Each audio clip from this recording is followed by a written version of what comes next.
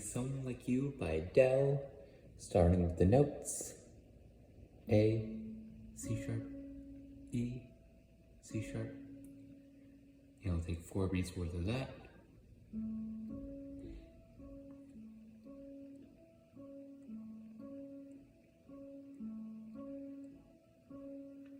Bottom note goes down to G sharp, but the top stays the same. So G sharp, C sharp, E, C sharp.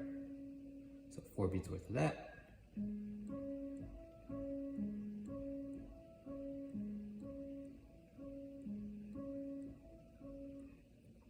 Then F sharp, C sharp, F sharp, C sharp.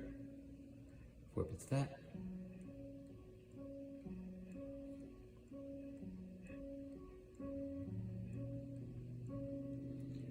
And then A, D, F sharp, D, and 4 beats of that.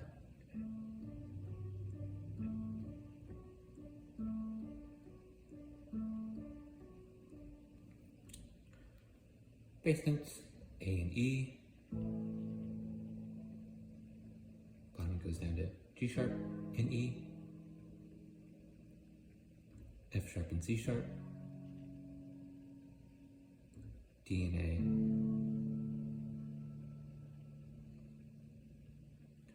And when you're learning it, you're welcome to pause at the end of the measure, find all 3 of the next notes. Pause, find all your new notes. Pause.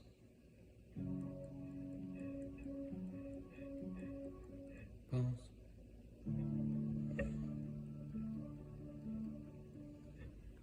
And then you'll iron out the pauses over time.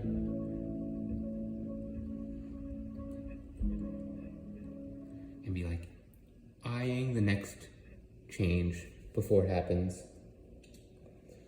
Next for the rhythms, luckily it's just all straight 16th notes, so you can just count straight across. 1 and a 2 and a 3 and a 4 and a 1 and a 2 and a 3 and a 4 and a 1 and 3 and a 4 and etc. Just straight whole notes in the bass. 1, 2, 3, 4, 1, 2, 4, 1, 2, 3, 4, 1, 2, 3, 4. For the tempo, you can set the metronome to 68. Type of song is that. For fingering, I use 1, 3, 5, 3 throughout. 1, 3, 5, 3. 1, 3, 5, 3. 1, 3, 5, 3. 1, 3, 5, 3. And 1 and 5 throughout with my left hand. 1, 5, 1, 5. But if your hands are larger or smaller, you're welcome to use other fingerings.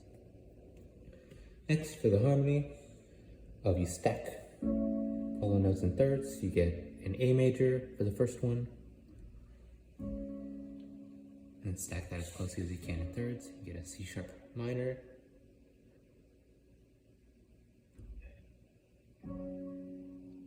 even though there is no third in this one, on the key of A, so it'd be an F sharp minor. And the last one, D, F sharp A, making it D major. And then thinking in scale degrees throughout, be like 1, 3, 5, 3, 5, 1, flat 3, 1, 1, 5, 1, 5, aligning the octave, 5, 1, 3, 1.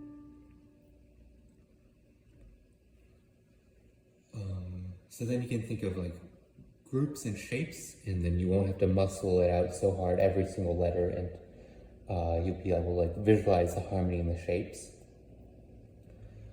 Next for dynamics, it's kind of just like a power pop. So it's kind of just like a mezzo forte throughout.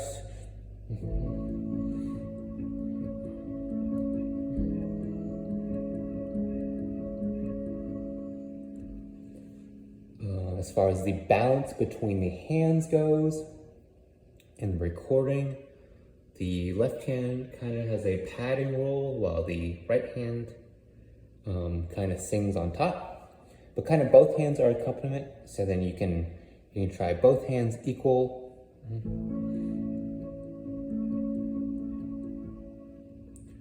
The left hand quieter.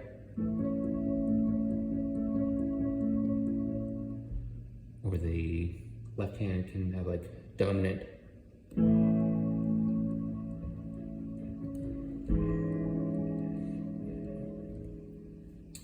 And that's a musical decision that you can make. After that, the phrasing. You can have your microdynamics match the shapes of the line. So one volume for the first one. And then go down a tiny bit. Soar for the F sharp. And then come down a tiny bit for the last one.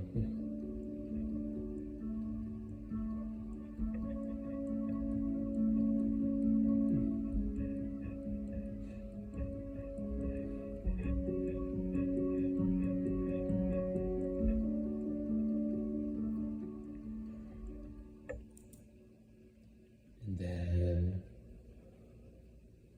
a similar thing on the left hand. Down a tiny bit. Down a tiny bit. Down a tiny bit.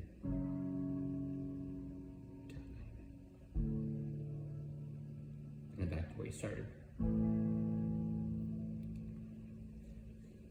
Putting it together.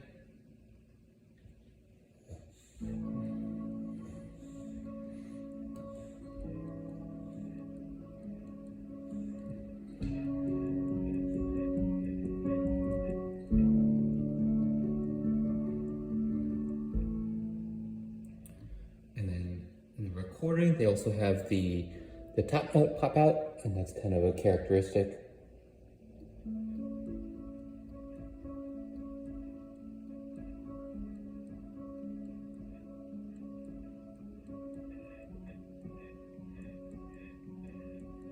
And you're welcome to do that as well. And that kind of has like a little like off-kilter kind of pushing effect.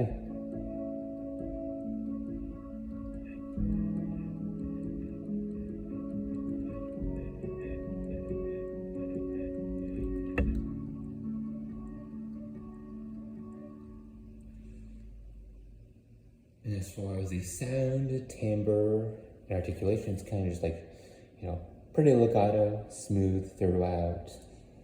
You like, making a nice smooth pad for the vocalist to sing on top of. And as far as the cultural context goes, it's very much, I had to Wikipedia this earlier, but Adele's ex-boyfriend got married quickly after a breakup, so it's very like, somber, a little bit bitter. You're always, after that happens, you're always thinking, what was wrong with me? Was I not good enough? So you can have that in the back of your mind as you're playing this tune.